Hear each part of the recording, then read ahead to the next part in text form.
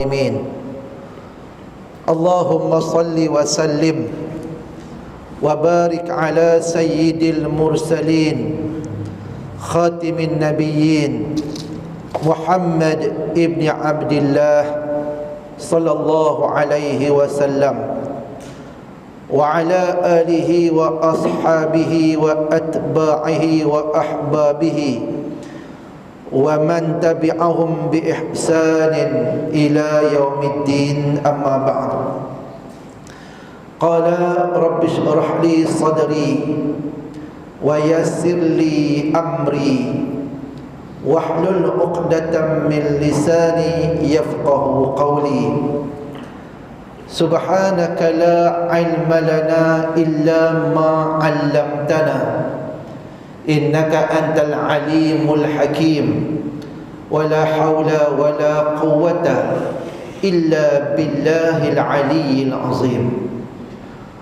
Allahumma rabbana iftah bainana wa baina qaumina bil haqq wa anta khairul fatihin. Allahumma iftah alaina futuhal arifin bihikmatika wanshur alaina min khazaini rahmatika wadzakkirna ma nusina wa 'allimna ma jahilna birahmatika ya arhamar rahimin.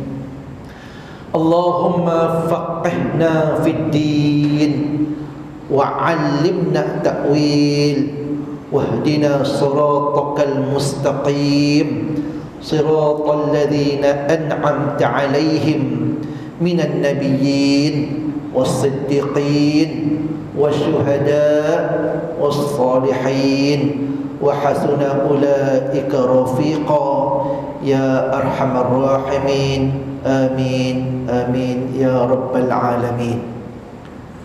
Muslimin muslimat, ayah ibu, warga jemaah Masjid Jami' Cerok Tok Kun Bawah yang dirahmati Allah Ta'ala sekalian, Assalamualaikum warahmatullahi wabarakatuh.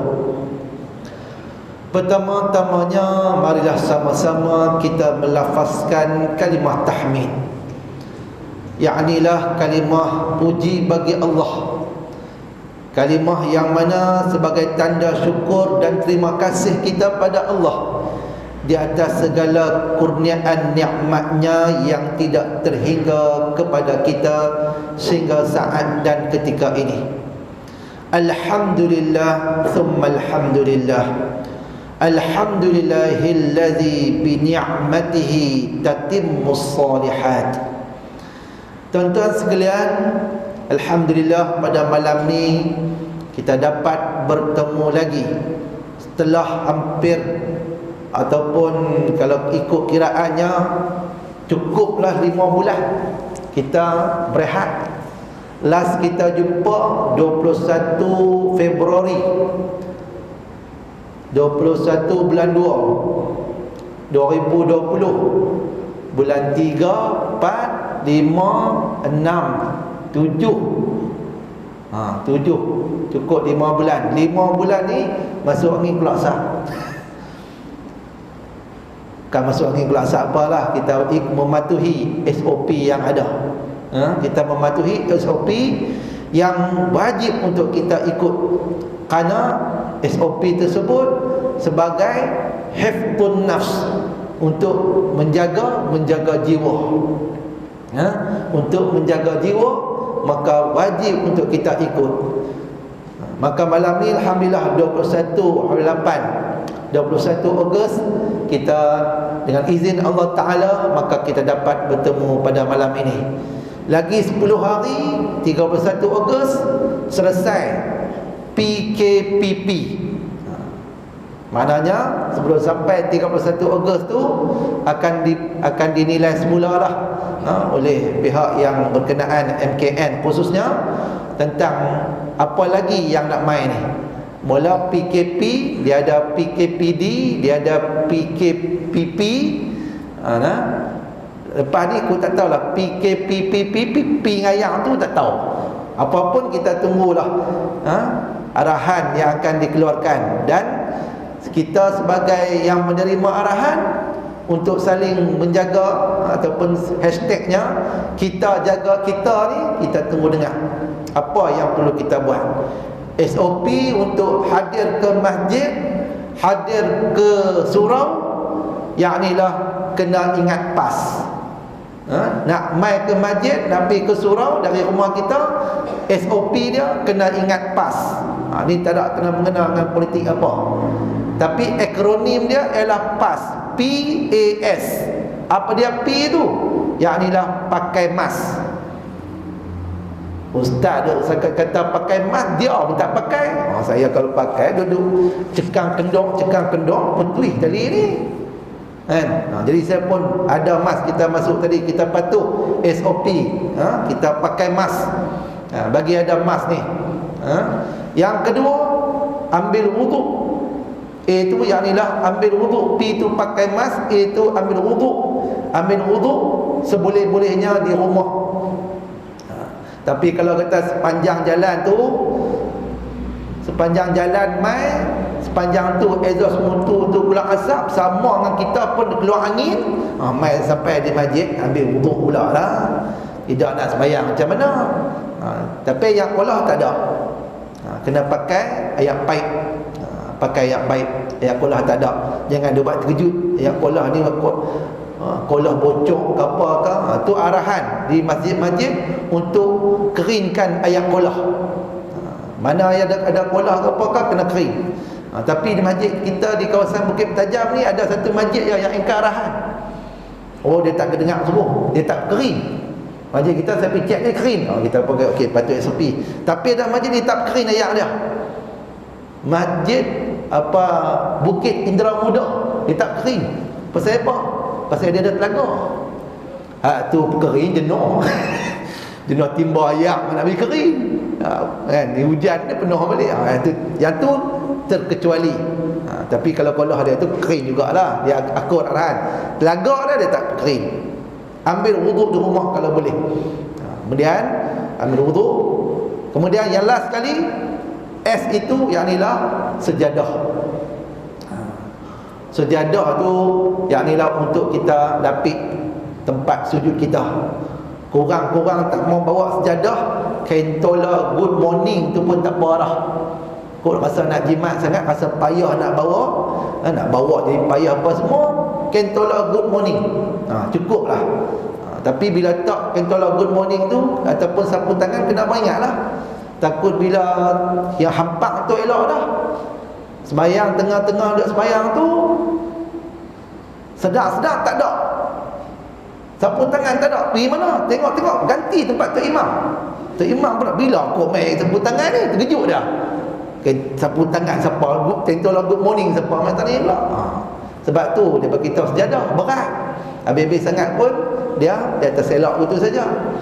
Itu SOP dia tuan-tuan.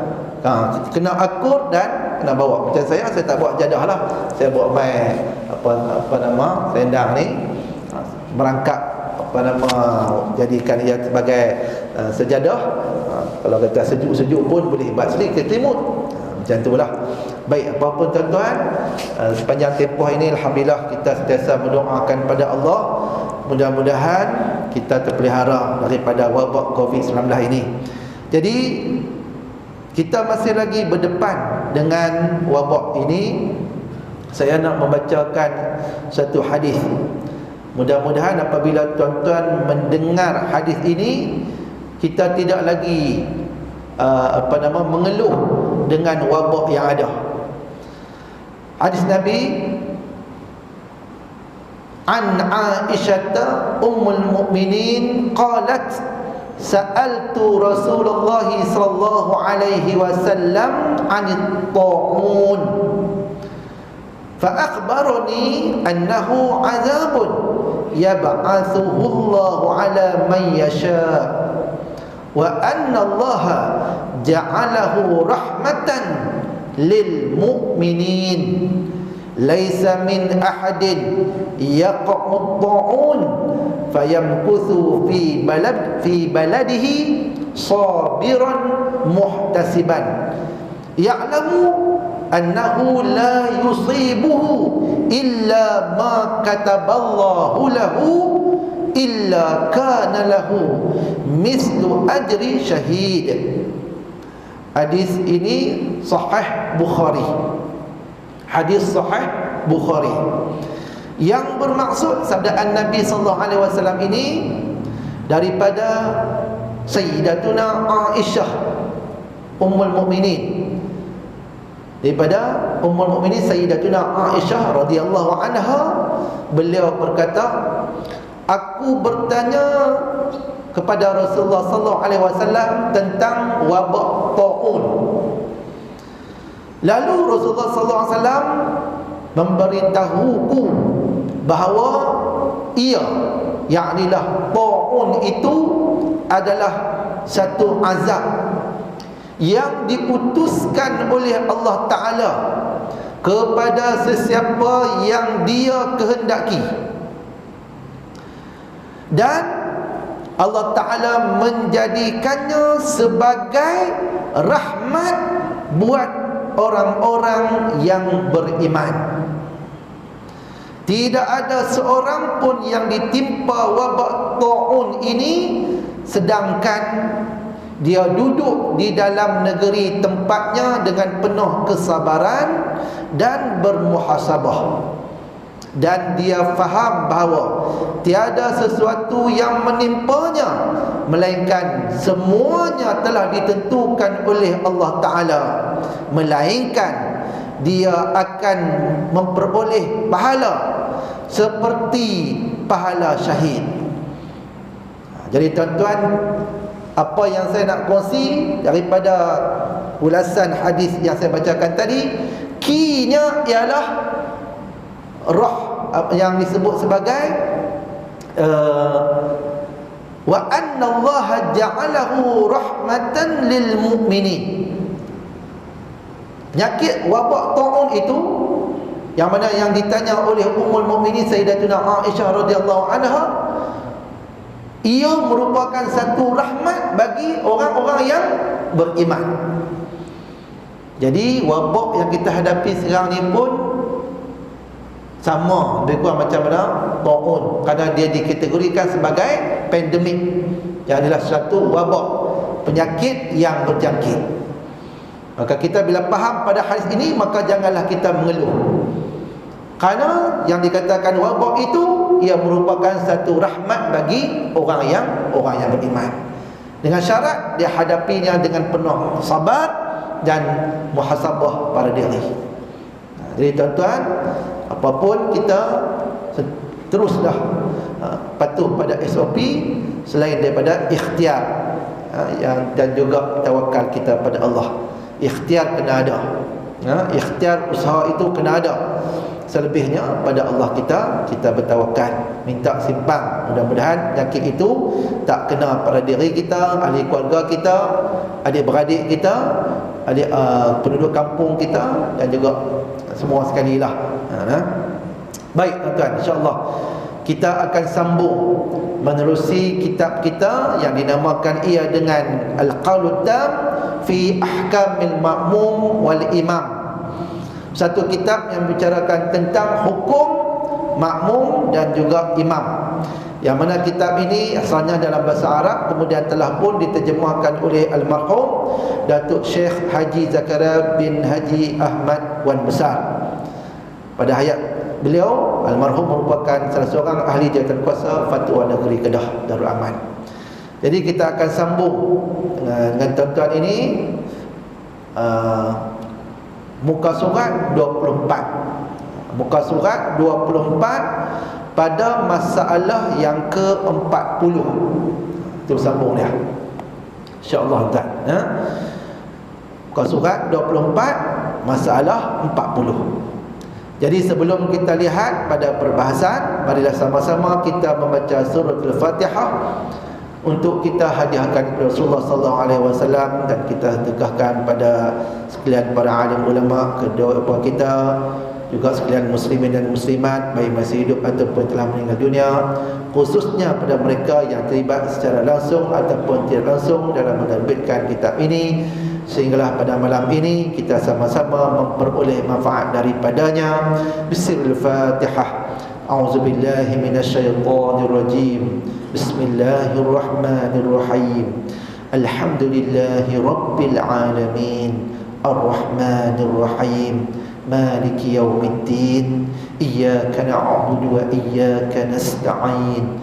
Ihdinas siratal mustaqim. Siratal ladzina an'amta 'alaihim ghairil maghdubi 'alaihim waladdallin. Amin. Baik. Wa qala al-musannif rahimahullah wa nafa'ana bihi wa bi 'ulumihi fid darain. Allahumma amin.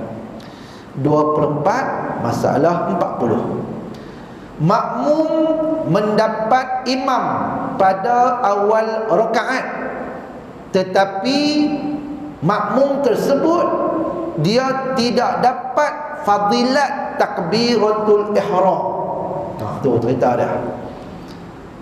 Bila solat jemaah paling kurang minimum ialah 2 orang baru jadi. Kalau lebih pada tu lagi jadilah. Nah, seorang tak jadi. Minimalnya ialah 2 orang maka jadi. Maka bagi makmum ini dia solat berjamaah.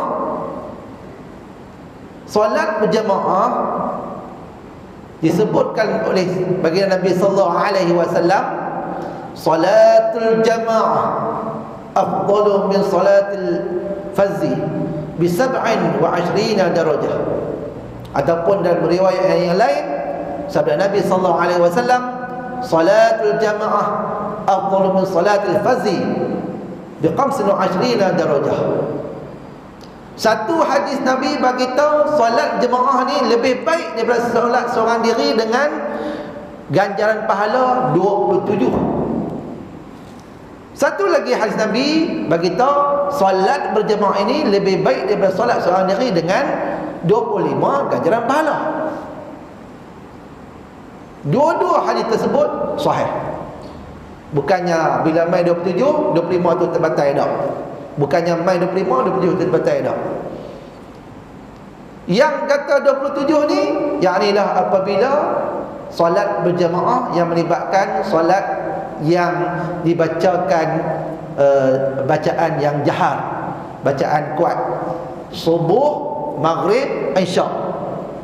Yang tu 27 ganjaran pahala.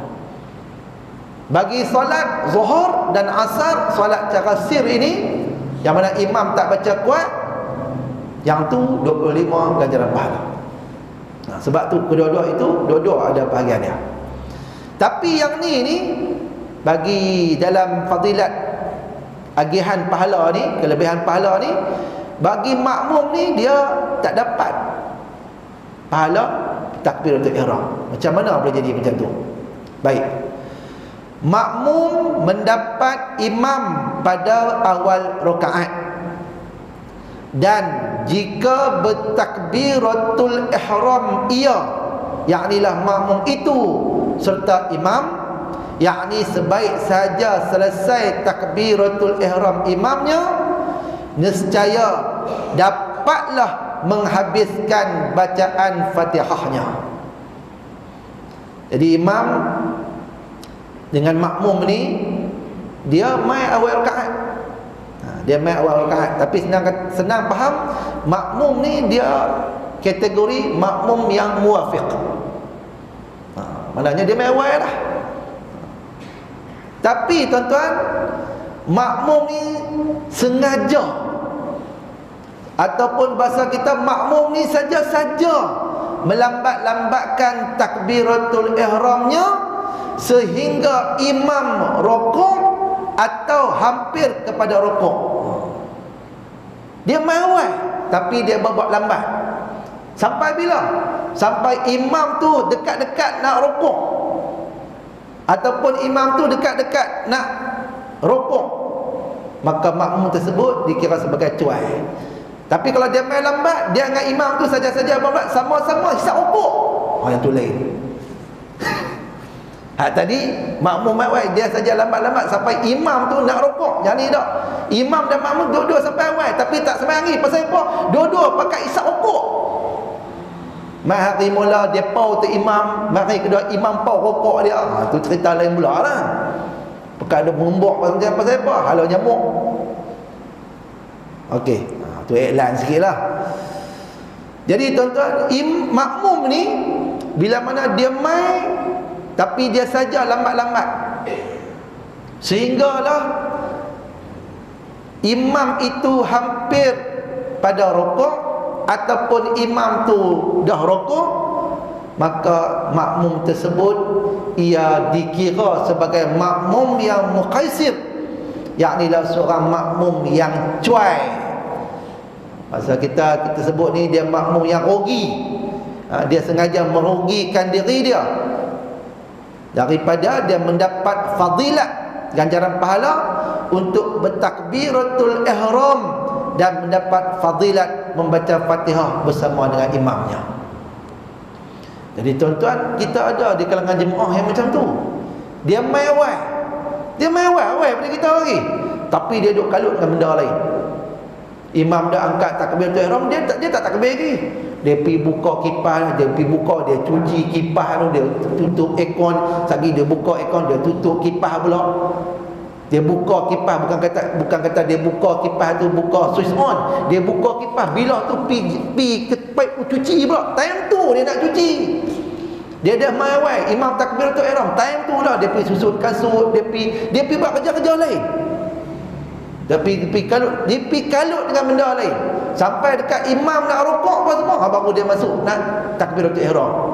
Ni makmum jemaah yang macam ni dikategorikan sebagai makmum yang muqaisir, yang ialah makmum yang cuai, yang merugikan diri dia sendiri.